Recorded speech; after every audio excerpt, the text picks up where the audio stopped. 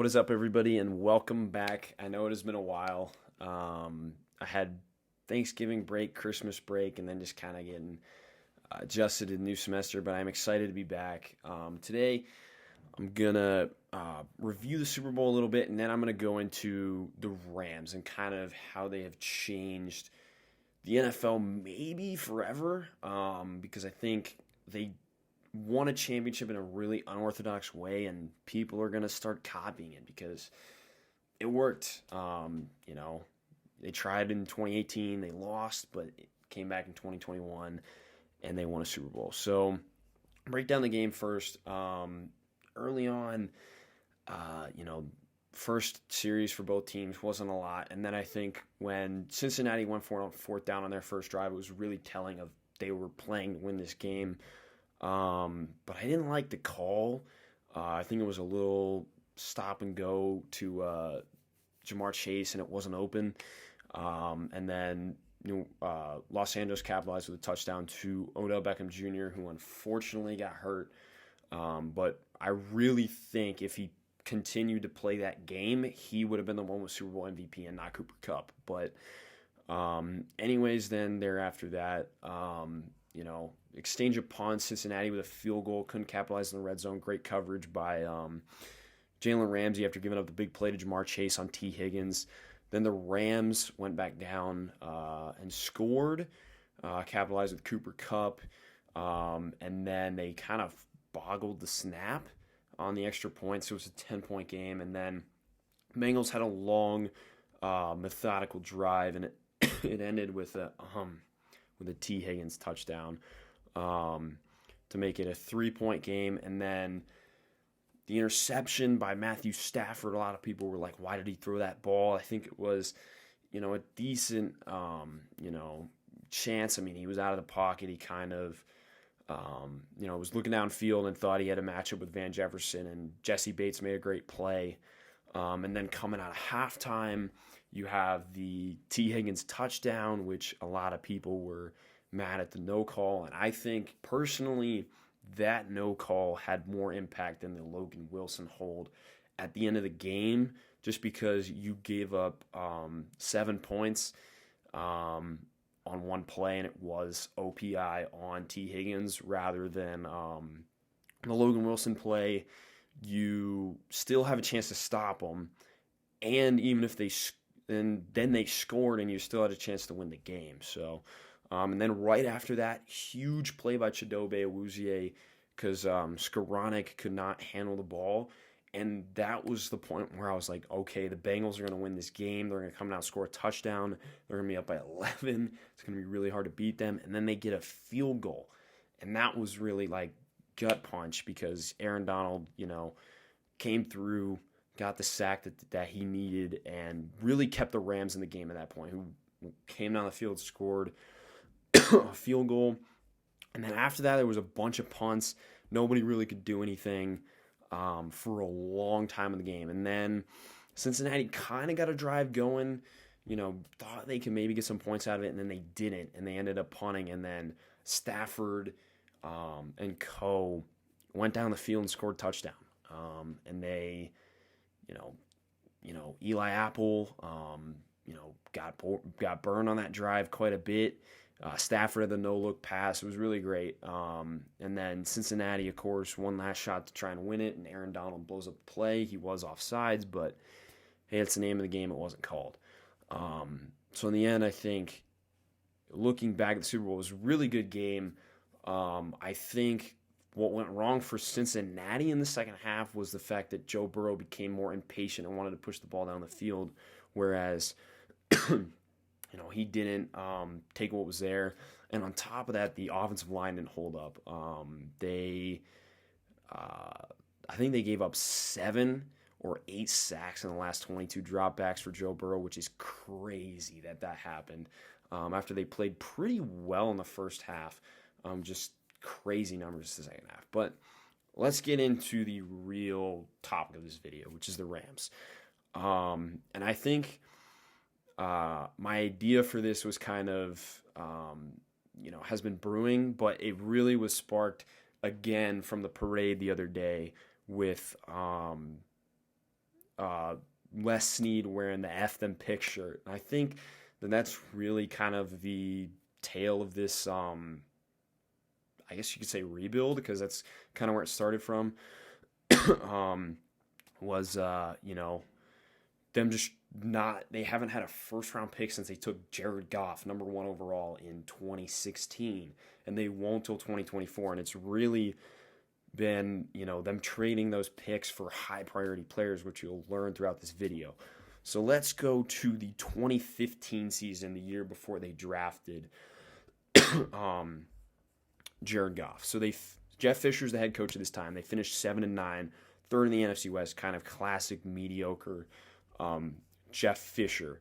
So, they ended 7-9. They were juggling quarterbacks. They had Nick Foles for most of the year, who finished 4-7 and wasn't that good with just 7 touchdowns and 10 picks.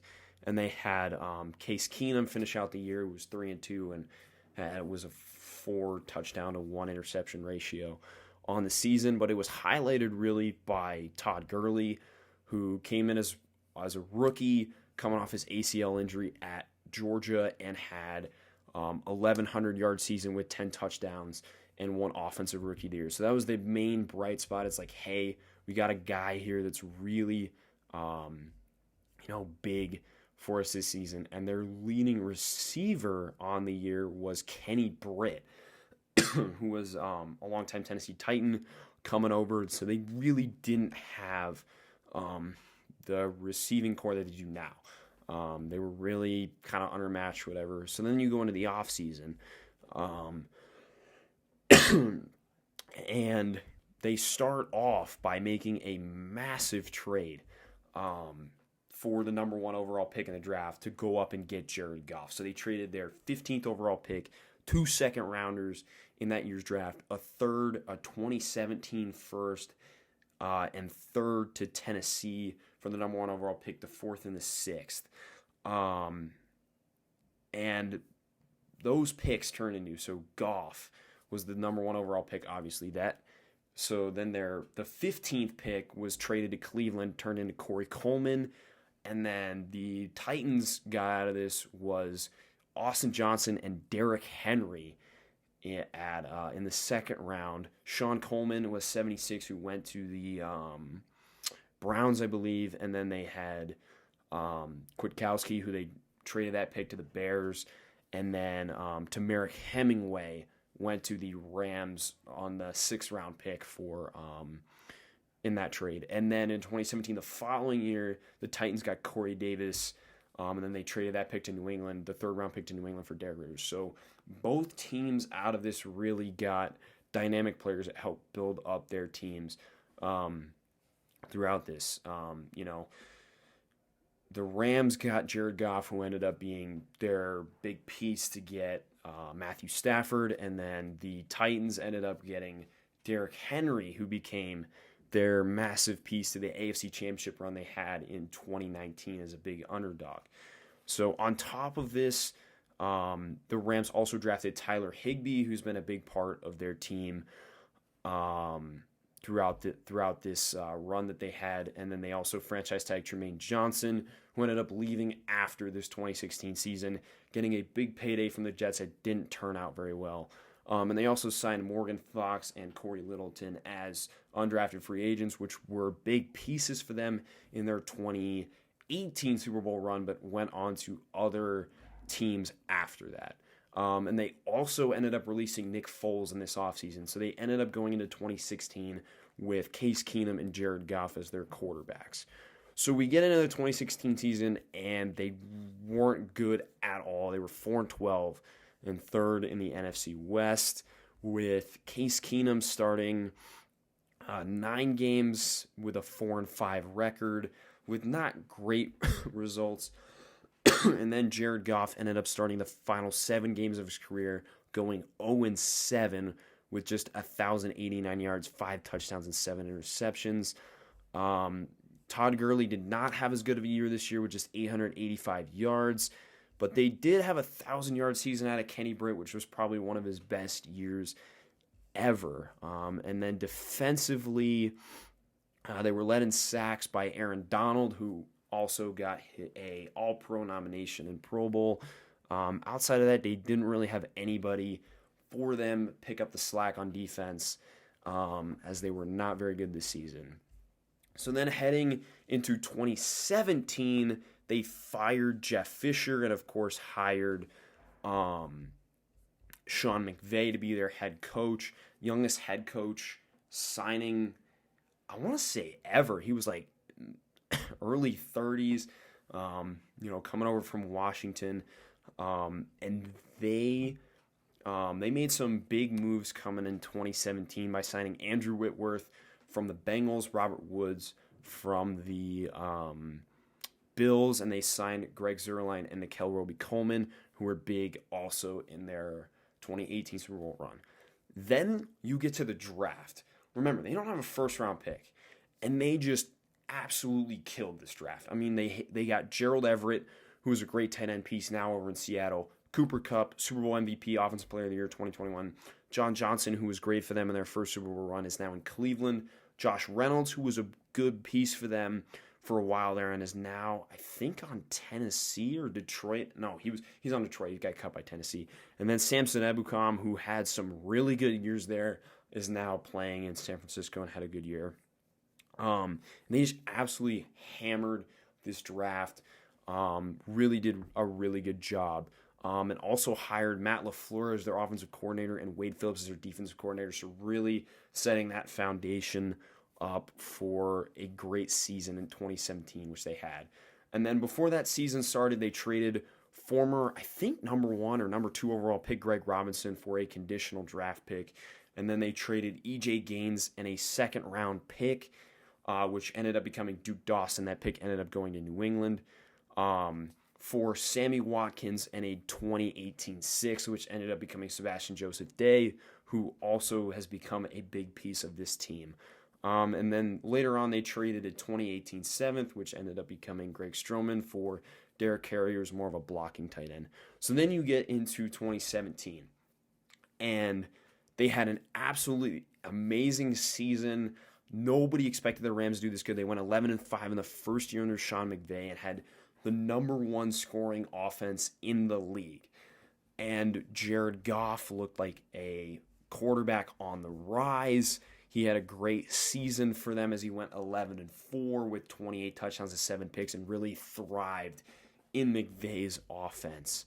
Todd Gurley also had a great year, highlighted by an all-pro season with 1,305 yards, 13 TDs. I think this year he won Offensive Player of the Year. On top of that, he had 788 yards and 6 touchdowns in the receiving game. Cooper Kupp had a really good rookie year with 869 yards. Robert Woods coming over in his first season, 761 yards. And then on defense, of course, it was highlighted by Aaron Donald, who had 11 sacks. I think he won Defensive Player of the Year this year, maybe? No, I don't think he did this year, actually. But Aaron Donald, nonetheless, good year in just 14 games playing. He had 11 sacks. They also had really good production from Robert Quinn, who had 8.5 sacks. And then they had a really good season from Mark Barron, who had 3 interceptions as well. So they really were hitting their stride, and they had a home playoff game against the Atlanta Falcons, which they ended up losing. But the future was bright in LA. The Sammy Watkins trade looked really good, as well as E.J. Gaines really struggled in Buffalo, and Watkins was able to come in and really, have one of his better seasons as a pro. So then we get into 2018, which is where they go crazy with trades. So they acquired Marcus Peters from the Chiefs and a 6th-round pick, which ended up going somewhere else, I think. And then for a 2nd and a 4th, which ended up being Juan Thornhill and Armani Watts. Great players, but definitely not as good as Marcus Peters. I think they won that trade. They acquired Aqib Talib for a 5th-round pick, which they ended up getting back, and it being Agbanio Okoronkwo. They re-signed Akel Roby-Coleman. They traded Robert Quinn in a sixth for a fourth, which ended up becoming Brian Allen, who was very big on their Super Bowl winning team this year. They traded Alec Ogletree in a seventh for a fourth and a sixth, which became John Franklin Myers and John Kelly. They acquired Brandon Cooks from the Patriots and a fourth, which became Marquise Haynes, which went to the Panthers for a first and a sixth. That first round pick ended up becoming Isaiah Wynn, who's been a nice piece for New England, but he's not exactly an elite player. They also signed Ndamukong Suh and tagged LaMarcus Joyner. And they also drafted Brian Allen and John Franklin Myers and ended up trading Tavon Austin as well. So they were really busy this offseason and had, they made big moves this offseason. This is really where they started to start trading away assets. They also signed Brandon Cooks to a massive extension, 5 years, $81 million. Signed Todd Gurley to his big extension, which ended up failing. Signed Rob Havenstein, their right tackle, to an extension. And then during the season, they acquired Dante Fowler Jr. for a 2019 third, which ended up being Quincy Williams, and a 2020 fifth, which ended up being Colin Johnson from the Jags. So then the Rams topped their season even more by being the second best offense in the league, scoring more points than they did last year at 13-3, and Jared Goff looked really, really good in this system with 4,688 yards, 32 touchdowns, 12 picks. Todd Gurley was great again with 1,251 yards, 17 touchdowns. Robert Woods and Brandon Cooks went over 1,000 yards. Cooper Kupp only played 8 games, I believe, because he tore his ACL. So he missed that playoff run. But Robert Woods and Brandon Cooks definitely picked up the slack. And then you had Tyler Higbee and Gerald Everett throwing in there as well. And they signed C.J. Anderson for that playoff run as well, because due to Todd Gurley's issues with his knees. Defensively, they were very good as well. Aaron Donald this year won Defensive Player of the Year with 20.5 sacks. They had Ndamukong Suh there as well, Michael Brockers, Samson Ebukam. They had Marcus Peters there, who played really well. They had Aqib Talib and Akel Roby-Coleman, so they were loaded. But then they made the Super Bowl, and they ended up losing to the New England Patriots. And they had a bunch of repercussions from this. Only scoring 3 points in the in the Super Bowl, it was really rough. A lot of people were out on LA the next season, just due to the fact that they didn't think that they were going to be that good, and there was question with Todd Gurley's knees and such like that. So then 2019 started, and they cut a bunch of players, signed some too. So they cut Mark Barron, signed Eric Weddle and Clay Matthews. They ended up drafting Taylor Rapp, Darrell Henderson, David Long, and Greg Gaines. They would eventually acquire Austin Corbett for a 2021 fifth, which ended up becoming Richard LeCounte. And the Rams looked poised to get back to the Super Bowl again in 2019. And it didn't really go so well. They went 9-7, finished third in the NFC West, and ended up missing the playoffs. Jared Goff did not have as good a year. The offense was not as productive. They just couldn't win close games. They really just didn't look like the same Rams team, and they lost, 2 out of their last 3 games, which really put the nail in the coffin for them missing the playoffs. Goff's interception numbers were up. His touchdown numbers were down. His yards were about the same, but it just wasn't as an efficient of a year. And Todd Gurley did not look like the same player at all. He really suffered from those knee injuries. But Robert Woods looked really good, along with Cooper Kupp. But Brandon Cooks really struggled. They just signed him to a massive deal, which was, I think it was $49.5 million guaranteed. So you're kind of like wasting Brandon Cooks there on the roster as well. And then you saw Tyler Higbee really break out into his mold, but just wasn't the same. And during that season, they ended up trading Marcus Peters, who was not happy in LA, for Kenny Young and a 2020 fifth, which they ended up trading to Miami with Aqib Talib for a 2022 seventh. That fifth-round pick would end up becoming Darnell Mooney, who was drafted by the Bears. And then they also made the big move to acquire the top corner in the game today in Jalen Ramsey for a 2020 first-round pick. That ended up becoming K'Lavon Chaisson, and a 2021 first-round pick that ended up becoming Travis Etienne. Both of those picks haven't really worked out, as Etienne has not played a snap in the NFL for Jacksonville, and K'Lavon Chaisson has been a bust. They also traded a 2021 fourth, which they ended up getting back, and that became Robert Rochelle for the Rams. But they made a lot of moves this season. Getting Jalen Ramsey was the big one, and that was really what vaulted them in 2020 and 2021, in my opinion, was getting that elite corner to really back your defense. You already had an elite pass rush. You needed that elite corner, and that's where that came in for the Rams here, was giving up 2 first-round picks for Jalen Ramsey, and it definitely paid off, as those first-round picks did not really become anything for the Jacksonville Jaguars. So then you go into 2020. New expectations, especially with Jalen Ramsey coming in. You have Aaron Donald on that side of the ball. You got Cooper Kupp, you got Robert Woods. You got rid of Todd Gurley as you bring in Cam Akers in the draft, along with Van Jefferson, Terrell Lewis, Bryson Hopkins, Jordan Fuller.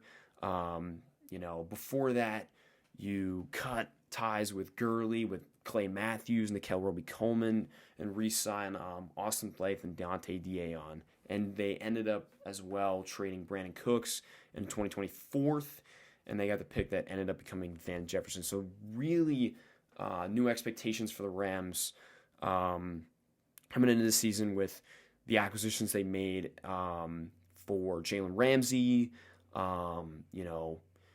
cutting ties with some of their old players, kind of a new look Rams team. And this is when they got the new uniforms, the new stadium in LA. So it's kind of like, new look Rams. And they ended up getting second in their division behind the Seattle Seahawks. Jared Goff, not probably his worst season, honestly, with the Rams. 9-6 record, under 4,000 yards, 20 touchdowns, 13 picks, wasn't great. Cam Akers did shine in his rookie year with 625 yards, only 5 starts though. Kind of split time with Darrell Henderson and Malcolm Brown as well. And then Robert Woods, Cooper Kupp, Josh Reynolds, all great years. And the defense was really good. I think they were number 1 for points allowed during that season. So the defense really carrying this team, whereas the offense had in the past. Another great year from Aaron Donald, won Rookie of the Year. Jalen Ramsey, All-Pro. 10.5 sacks from Leonard Floyd, who just came in as well. Another big signing for them. John Johnson had probably his best season. So they get into the playoffs or match up with Seattle, who I think they split with that season. Let me check here real quick. So they actually beat them twice. Or wait, hang on a second. No, they split with them during the regular season. And they had just lost to them 2 weeks prior. So they come in, they beat Seattle on the road with, I think technically Wolford started that game and then got hurt, and then Goff played. So they ended up beating them, and then they went to Green Bay and they ended up losing. And that's when they realized that they could not win with Jared Goff. And they went out and they made the big trade, like right after that, for Matthew Stafford. So they traded Jared Goff, 2021 third, which became Ifeatu Melifonwu, and their first-round picks in 2022 and 2023 for Matthew Stafford. And then ended up trading Brockers to Detroit as well, for a 2023 seventh. And this is where they made the big trade. It's like, okay, this is when the hype really started to build. Was you got, in my opinion, a top 10 quarterback with top 5, potential, especially with Sean McVay in this system. And Matthew Stafford is an absolute cannon for an arm, with these guys that are really, they really like their vertical crossing route concepts with Woods, Kupp, and Van Jefferson, who's a speedster, and it was like a match made in heaven from the start. And a lot of people were really excited that they ended up getting Matthew Stafford and really building the hype after a disappointing kind of end of the season and really Jared Goff not living up to the billing. And they ended up signing Deshaun Jackson before the draft, along with re-signing Darius Williams. And then in the draft, they ended up getting Tutu Atwell, who's really like a redshirt this season. Ernest Jones, who played a big role this season, was really the reason why Kenny Young ended up getting traded later in this season. Robert Rochelle and Ben Skoranek. So they really, were loaded up. And then, Cam Akers tears his Achilles, and it's a big blow to the team. So then they're going to have to ride on Darrell Henderson, and they end up acquiring Sony Michel from New England for a 2022 sixth and 2023 fourth. And he had a really good season for them as well. Splitting time with Darrell Henderson really down the stretch, providing them a really good runner for them at the end of the season. And then, midway through the season, about there, they trade Kenny Young for a 2024 seventh and 2024 seventh for a 2024 sixth. They trade their 2022 second and third for Von Miller, which was a big deal. Getting that second edge rusher out there along with Leonard Floyd, and then you have Aaron Donald in the middle and really stacking up that pass rush. So that was big for them. And then maybe probably their biggest move was signing Odell Beckham Jr., which really ended up being really good for them because right after that, Robert Woods tore his ACL, so OBJ had a big role in the offense and ended up being a massive part of why they won the Super Bowl. So the Rams ended up going 12-5, winning a very, very competitive NFC West. It was hyped up to be one of the better divisions in football, and it really was. It was very competitive throughout the year. They started off hot. They beat the Bucks, who were the defending Super Bowl champs, and they were like, okay, they were legit. And then they lost to Arizona, who was, a big favorite for a while. They were 9-0, and then they lost to Green Bay, and then they kind of fell off the rails a little bit. But then, LA bounced back, won 4 in a row, lost 2 going into the bye week, then lost at Green Bay, then rattled off 5 straight wins, and then ended up losing to San Francisco in overtime, who ended up getting into the playoffs because of that. So then you go into the playoffs, and, first round matchup against Arizona, I thought this one was probably their best matchup. They matched up with Arizona very well, and they ended up blowing them out of the water. Kyler Murray didn't play well, but Stafford really did, and that team really just caused fits for Arizona. Then they played Tampa Bay, and they got out to a 24-3 lead, 27-3 lead, and then Tom Brady came back. And Tom Brady, does what Tom Brady does and was launching balls, launched one to Mike Evans on Jalen Ramsey and tied the game. And then, Tampa Bay brought a blitz. It was Winfield one-on-one with Cooper Kupp, and Cooper Kupp, dusted them. And, they ended up winning that game. And then they ended up beating San Francisco in a really close game. And then, what happened with the Super Bowl with Cincinnati. So, the big thing with the Rams is they went out, and instead of drafting players high in the draft, they used those assets that they had to get, high, proven players in this league. They used first-round picks to get Matthew Stafford. They used first-round picks to get Jalen Ramsey. They used second and thirds to get Von Miller. They went out and got Marcus Peters. They went out and got Brandon Cooks. They went out and got Aqib Talib. They went out and got, all those players with the assets they had. And I think, people are going to look at draft picks differently now. Of course, I don't think it's going to be like right away where people start, going out and trading, their picks for just like proven players. But I think, over time you're going to see that happen. I think, depending on the situation this year, it could happen, with, teams looking to get Aaron Rodgers, or teams looking to get Deshaun Watson or somebody like that, or big players becoming available. Maybe, I think, players like that could end up making the move. And honestly, if I'm the Denver Broncos, I'm sending everything I have for Aaron Rodgers. I'm sending 3-4 first round picks for Aaron Rodgers and Devontae Adams, and apparently, he wants to play with MVS, so MVS 2 for Judy, Locke, and a couple picks back. You may be getting some picks, but I think teams need to change the way they look at the draft, because at the end of the day, the draft is not always going to guarantee you good players. We've seen multiple busts over the last couple of years, drafted really high. When the Rams are going out and getting proven players like Jalen Ramsey, who's a multi-time All-Pro, Matthew Stafford, who's a proven quarterback in this league, Brandon Cooks, who was 1,000 yards, every single year he played before that. I mean, you have to I think the Rams really attacked, they went on the offensive when it came to trades, and Les Snead made moves that he thought would pan out. And if they didn't, he ended up trading them back and getting assets back for them anyways, to load up more on picks and everything else. So the Rams have not had a first-round pick, again, I say this, since they drafted Jared Goff number 1 overall. Since then, they have been to 2 Super Bowls. The only other team to do that are the New England Patriots, who went in 2016 and 2017 and 2018. They've been to 3. The Kansas City Chiefs, who went in 2019 and 2020. That's it.